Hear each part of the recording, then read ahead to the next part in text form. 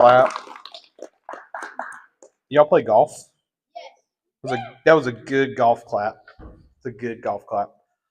All right, Yth Co. You guys excited to be here tonight? Three of y'all were excited. I'm gonna give y'all. Everybody, look at me. Is everybody paying attention? Lock in. So I tell my kids when we're wrestling, lock in. Let's lock in. You guys excited to be here tonight? Some of y'all are. That's okay. All right. I know I am. I'm excited. All right, quick recap. We are in our series Proverbs, just a 3-part series. Next week will be movie night. Reminder, movie night. Most movies are like 2 hours long now, so we are starting the movie at 6:30. So try to get here. Doors open at 6. Try to get here by 6. Okay. That way you can get your popcorn, all that good stuff. We're starting the movie at 6:30. All right, so we can be out by. Yes, ma'am. Zootopia 2.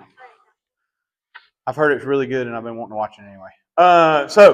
That's next week. I'm excited.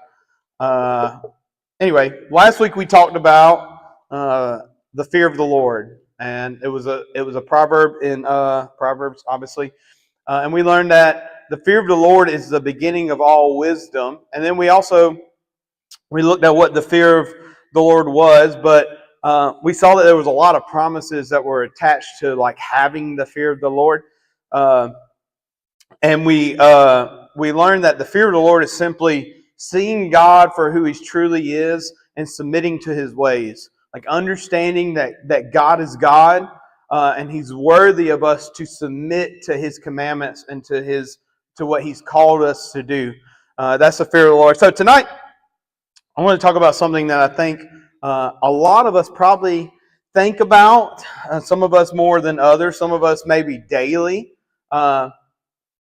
What does it mean to live a life of substance? Like, have you ever thought about, like, what is my life going to amount to? Like at the end of everything, like, what are people going to say about me? Like, what is my legacy going to be? Some of y'all are in high school, and maybe you're starting to think of that a little bit more, like what job you want to pick, like, you're starting to think about your future spouse, stuff like that. Some of my adults in the back, y'all are in the full swing of this thing. Like, where is my legacy going to be when I'm done running this race that Paul calls life, right? So, what do we need to do to live a life that means something, right? We all want to be remembered, and we all want to feel like our life meant something, right? So what is it that we need to do to live a life that means something? But on the other side of that, what is the thing that seems to stop us the most from living a life of substance, from living a life that it has impact, right? I want to say this, and it's not in my notes, but maybe you want to write this down. Living a life of substance, to live a life of substance is simply obedience to Jesus. It's a quiet obedience to Jesus. That's what we have to do to live a life of substance. Now, there's this proverb I'm going to read. So bear with me. It's only like 5 or 6 verses. But I want you to follow me. And then we're going to break it down. And I'm going to tell you what I feel like a lot of us struggle with when it comes to like making the most out of our life. Okay? So Proverbs chapter 6, verses 6 through 11 says this. Go to the ant, O sluggard, consider her ways and be wise. Without having any chief, officer, or ruler, she prepares her bread in the summer and gathers her food in harvest. How long will you lie there, O sluggard? When you arise from your sleep, a little slumber, a little folding of hands to rest, and poverty will come upon you like a robber, and want like an armed man. So, when I think of this passage, the word sluggard is like somebody who is lazy. But just for illustration, when I was reading this, I thought of like the two insects, animals, whatever you want to call it, that I thought about here is obviously the ant, and then I think about like a slug, right? If you look at these two animals, insects, whatever the heck they are, I don't know what a slug is. I don't know. Whatever it is. An ant is always constantly working. I mean, they're constantly moving. They're constantly doing stuff. And then we look at a slug. Have you ever seen it? Who's ever seen a slug? Anybody ever picked up a slug? Ew. Addie said, ew. They just kind of like go through life, right? They don't really have a purpose. They don't really have a plan, right? They're just moving. They're moving. They're moving. And I want us to know that all of us have a little slug in us. All of us have these moments where we just want to go through life. We just want to get through the day. We just want to, just a little more. If I can just make it a little further. And what Solomon is trying to tell us here is like, hey, look at the ant, the hard work, the constantly on the move. Look at her ways and consider her ways. All right. The biggest thing that I think kind of stops us from living this life of purpose, this life of meaning, this life of substance is one thing, and I think we all struggle with it sometimes, is laziness. All right? And I want to give you a definition of what I think laziness is. Laziness is simply this. It's wasting the time that we have. Wasting the time that we have. Mia, can you help me? I got an illustration right there on the stage. Can you bring it to me? You'll see it. There it is. Yeah. Y'all give up for Mia? Woo! Mia, shaka. Shaka, shaka. All right, this is my ping pong balls. I like to collect ping pong balls. If you're wondering why I have so many. How many ping pong balls do you think are in here?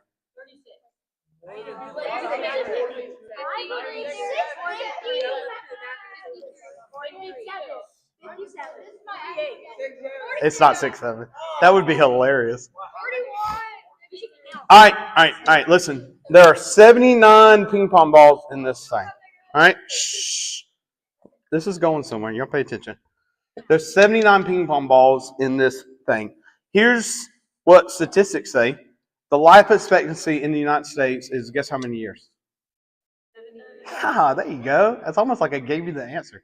It's 79 years is the average life. Some people live a little more. Some people live a little less. 79 is not guaranteed to you, just by the way. But 79 years is the average, okay? And y'all see anything different about these ping pong balls? Some of them are different colors. Yeah, some of them are white, some of them are orange. All right, I'm going to tell y'all a secret. There are 33 orange, I'm going to say golf balls, ping pong balls.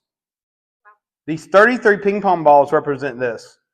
In your lifetime, you spend 33 years either asleep or trying to sleep.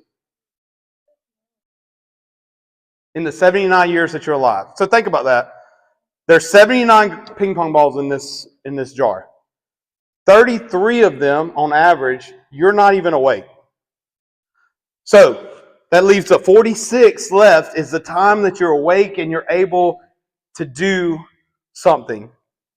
And here's the question we have to ask ourselves. With this last little bit of these ping pong balls, it's almost half. What are we doing with the white ping pong balls? What are we doing when we're awake and when we can make a difference? See, a lot of us, we go through life and we kind of go through the motions. Maybe you wake up and you go to school and you hang out with your friends, and then you get home and you hopefully do your homework, and then you scroll on TikTok or Instagram for hours. Believe me, I struggle with that sometimes too. You scroll for hours and hours, and then you go to bed and you wake up and you do it again. And those hours that you're awake, what have we accomplished? What have we built? What have we changed in our own life or in somebody else's life? I think there's a truth when we think about how the enemy attacks us. A lot of times we think like, oh man, the enemy, man, if they're going to he's going to try to trip me up. He's going to get me addicted to something. He's going to, tempt me to do something terrible, and I'm going to feel bad about myself. But I want you to see this, that the enemy may not derail you with dramatic sin, but by lulling you to sleep through laziness. Some of you are feeling really good about yourself because you're a good kid. And I'm so happy that you are. I don't want anybody to get the wrong impression for that. But here's what I would ask. What are you doing with your life other than not doing certain things? Does that make sense? Like Satan is fine with you not doing stuff as long as you're not doing stuff for God either. And we're being lazy. Laziness will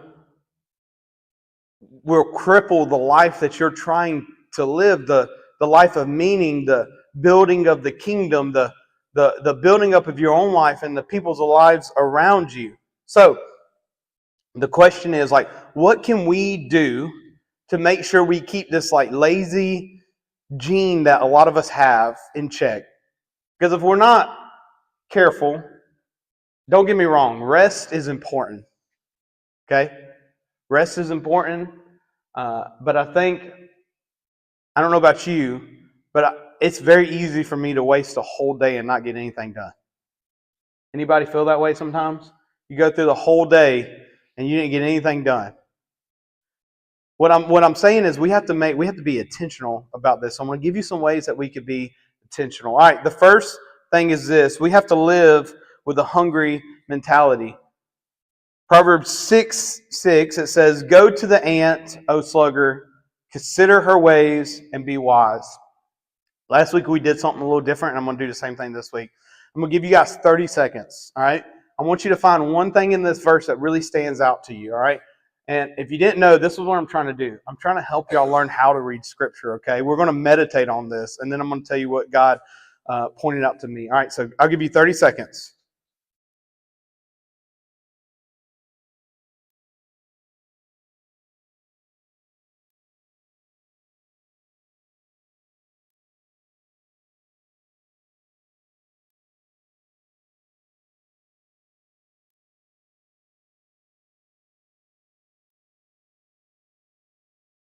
Anybody got anything you want to share? What words stood out to you? Anybody?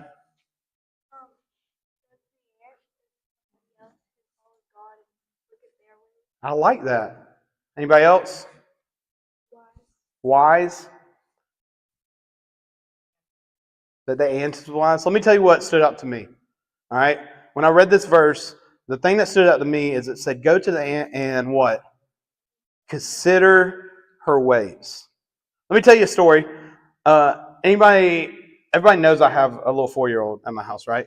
Yeah. His name's Josiah or Sasa, depending on who you're talking to. Josiah is in the awesome phase of why.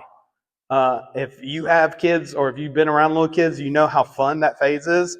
But Josiah is constantly asking why he has to do things, why certain things are going on in the world, or like what's happening, like why is it raining? And I'm like, I'm not a meteorologist. I don't know why it's raining. Or it's like, you got to go to bed. Why do I have to go to bed? Because you're tired. Well, why am I going to be tired? And then it's like a constant like asking why? And here's what I want to ask you. When's the last time that you considered something? When's the last time that you were hungry for answers? When's the last time that you asked questions about something you didn't understand? We have to live with this hungry mentality, like, I want to know more. Give me more. I got to keep considering the ways of the ant. I want to give you some practical things we can do. All right. First thing, you have to read your Bible daily. Here's what I would say for you young believers who are just starting: start with a reading plan, something that's structured, that can help explain what you're reading also, but it teaches you how to read the Bible. Okay. But you have to start this daily reading plan. All right. Second, start a journal. A prayer journal, a Bible notes journal. Write down your questions, but here's the key. Don't be afraid to be honest with God. Don't be afraid to be honest with God. Number 3, get good at asking questions. No question's dumb. If you don't understand something, ask me. I may not have the answer, but I will find you the answer. Okay? If you have a question, ask your small group leaders. In the moment, they might not have the answer, but they will find you the answer, okay? So if you don't understand something, ask questions. Be hungry for the knowledge that God is trying to provide you. Number 4, find people from the older generation that you can learn from. Who said the ant? Find the ant. Find somebody who's doing this thing. Find somebody who you can look up to. Somebody who's been where you want to go, who've been where you're at, but they're where you want to be. Find that person. It might be a small group leader. It might be a teacher. It might be somebody that's still in school but's just older than you. Like if you're middle school, maybe there's a high schooler that you can look up to, okay? But find somebody who's already done this thing, who's living it out right now, who you can look at and you can be discipled from. Adults, that goes for you too. Find somebody for the older generation that can disciple you. And you, in the back, guys, you should be discipling somebody too. We have to be the ants for these guys, all right? But kids, find your ant, find your person that you can look up to, and then finally, say thank you all the time. We talked about that in our On the Daily. Have daily gratitude. Always be giving thanks to God, all right? Let's keep reading. Verses 7 and 8, it says this, without having any chief, officer, or ruler, she prepares her bread in summer and gathers her food in harvest. I'm going to give you 30 seconds. I want you to underline or highlight whatever you want to in that passage that really stands out to you. And then I'm going to tell you what I think He wants you to hear tonight.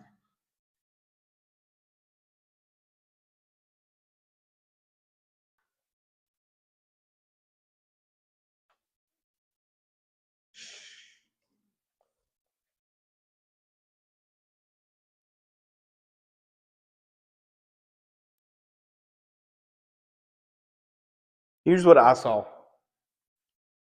It says, without any chief or officer or ruler, she prepares her bread when? In summer, and gathers her food in harvest. She prepares her bread in summer. The one thing I think about when I think about summer is it's hot, right? I don't know about you, but a lot of us during summertime, we like to relax, maybe go to the pool and chill out and stay cool. And he's saying here, like, man, look at the ant. When it's hot and it's in the summer, she's working. When it's time for harvest, she's working. She's putting in the work. And here's what I think we need to see, is that you have to make the most of today, even when it's hard. Even when it's hard. When you go to school and you're tired and you didn't want to wake up that morning, you have to put in the work. You have to make the most of today. Those of you who have a job, who work, when you're tired, believe me, I go to work every day, and 90% of the time I don't want to be there. But we show up, and we put in the work, and we make the most of today. And here's what I want you guys to hear, is that you can do hard things. You guys can do hard things. I think we live in a time that might tell your generation to, don't take risk, or, if it gets tough, maybe switch what you're thinking about doing. And I want you to understand that with God, we can do the hard things in life. Here's some practical things of making the most of today. First, make a plan. Making a plan for your day, for your month, and for your future. Do you know what you want to do with your life? Do you know what this month is going to look like? Do you know what your daily routine looks like? It's a wise thing to make a plan. To know where you're going, what goal you're reaching for. Make a plan. This is one I struggle with. Get your screen time down. Get your screen time down.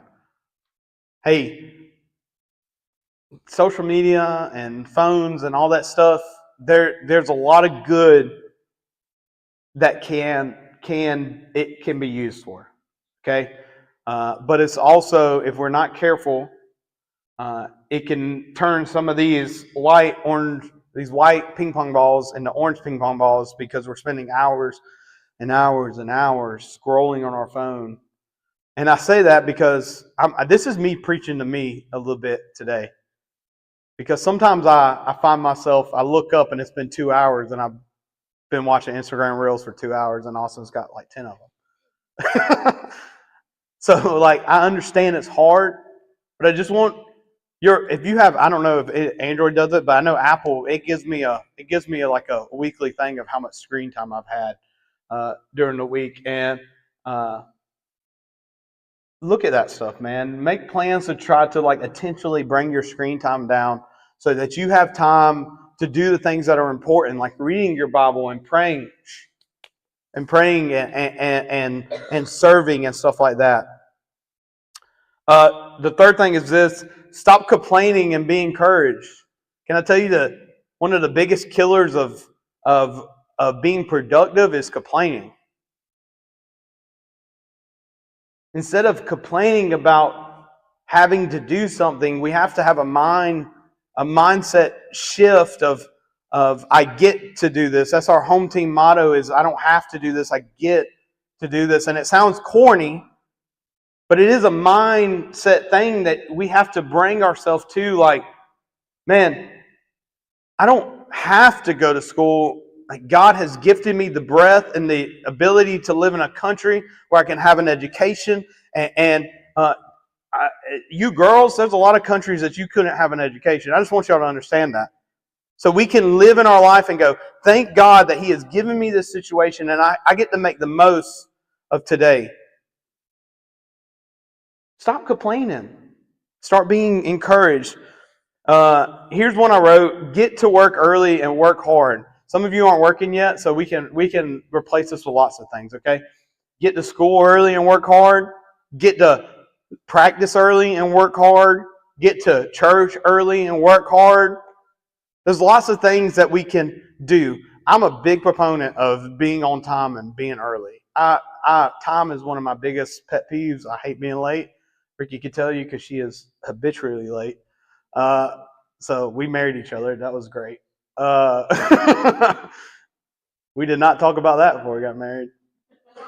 We have both kind of shifted more towards the middle. But show up early. Put in the work. If you're an athlete, show up early. Put in the work. If you feel like, man, what I'm good at is school. Like, I'm good at putting in the work and getting grades. Show up early. Put in the work. Get good grades. Maybe some of you are going to go into the workforce. You're going to go into a production job, or you're going to go into a maintenance job, or maybe you'll work on cars, or whatever it may be. Maybe you'll be a nurse, or maybe you'll be a doctor or a teacher. Here's what I want you to hear. Go in early and work hard. If you will just show up and give it your best, you are making the most of today. All right. Whatever number this is. Lean into your small group. All right. We have small groups here for you guys. When we started this youth group, I knew I wanted it to be small group like driven. It needed to be small group driven. That's why we have small groups. That's why 95% of my volunteers are small group leaders. I want you guys to build these relationships that you can bounce off each other. You can build off each other. You can make each other grow. Lean into your small groups. If you're feeling like Yth Co hasn't been working for you, but you haven't been putting in the effort after I'm done preaching and you go to small group, that's on you. Because this whole thing that we built is centered around small groups. Put in the work. Open up. Share your heart. Lean into your small group. And then finally, serve on the home team. Serve on the home team. I know a lot of you guys are already serving on the home team. And I love it. But here's the thing. If you are spending your whole life working hard for the world and never spending any time working hard for the kingdom, you're doing it wrong. And Solomon is not saying, like, look at the ant and work on your worldly job as hard as you can, but don't put anything into the kingdom. As Christians, you have to be serving the local church. We're called to.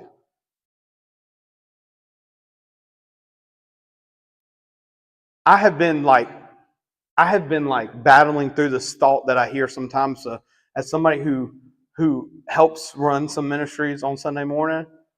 I hear these things like, man, I need to take a break because I just need to work on myself a little bit. so I can't serve for a while. And I want you to know, I don't think that's the way we should be doing things. I don't think our service to the kingdom should be affected because you were too lazy to get off your phone during the week. That's just me. We got to be serving. We got to be building the kingdom. Put in your time at home. Don't take it away from God because we want to use our white ping pong balls at home for us. And we're not putting in our effort at home. All right. And the last thing is this. We have to live on mission. Live on mission. Proverbs 6, 9 through 11 says, "How long will you lie there, old sluggard? When will you arise from your sleep? A little slumber, a little folding of hands to rest, and poverty will come upon you like a robber, and want like an armed man." What are you doing in this life? Like, what is your purpose? Are you just going through life asleep? Are you just walking through the motions, just hoping that you make it to the next day? Just slowly moving, hoping food is going to show up in front of you. Slowly moving, hoping that God's going to reveal something to you without putting in any work. If we're just walking through life, half asleep, not trying, not putting in the effort, Solomon tells us that is not wise. If Proverbs is about finding wisdom, then I think Solomon's trying to tell us here that, hey, if you want a life that means something, if you want a life of substance, if you want people to remember you and you want your life to mean something at the end of this thing, you have to be putting in the work. You have to be on mission with Jesus. That this is not something that we just walk around. That we have to be constantly putting in the work, reading our Bibles, serving, praying, reaching out to people, telling them about Jesus. If you don't want your life to mean something, if you don't want meaning in your life or purpose in your life, then you can walk around like the slug. And you can crawl on the ground and hope something comes in front of you. But if we want your life to mean something, we have to be like the ant. We have to go get it. I want you guys to realize this is wisdom that's, honestly, it's spiritual wisdom that we have to work at stuff. There's also some like worldly wisdom here too. That if you want to be successful in life, if your goal is, you do want to make some money, because, hey, cool, that's a good goal to have. It takes hard work. It's not just going to come to you. So there's some wisdom in here for everybody. Here's my prayer for you guys. That I pray that as you go through these, school's coming to an end. And some of you are going to be moving out of middle school. I know I got a lot of 8th graders. You're going into high school. You guys got to start thinking about, what is my life going to mean? What am I going to stand for? What am I going to do? My high schoolers, are you finding somebody that you can disciple? Are you finding somebody who can look up to you? And are you the person that they should be looking up to? That's a good question to ask yourself too. But we have to stop living this life where we're just showing up on Sunday mornings and Sunday nights and going through the motions and never really putting any effort in. It has to be more than that. It has to be more than that. I'm going to pray for you guys. We're going to break up into small groups. I love you guys. Let's pray. Dear Lord, thank you for allowing us to meet here today. We never want to take for granted the ability to come and meet with you and hear your word and sing songs of praise to you. We know everybody doesn't get to do that, Lord. I pray that as we looked at this proverb of the ant, Lord, that we would consider her ways, that we would walk through life with purpose, that we would work hard and be hungry and be on mission, that we will constantly be seeking you, that we will be asking questions and trying to figure out what it is that we need to do in life. Lord, I pray that as we go into our schools and our jobs, that we will shine the light that you have called us to shine, that we will be the one that people look at and they see Jesus, because we're not just walking through life, that we're working through life, that we're moving forward with a purpose.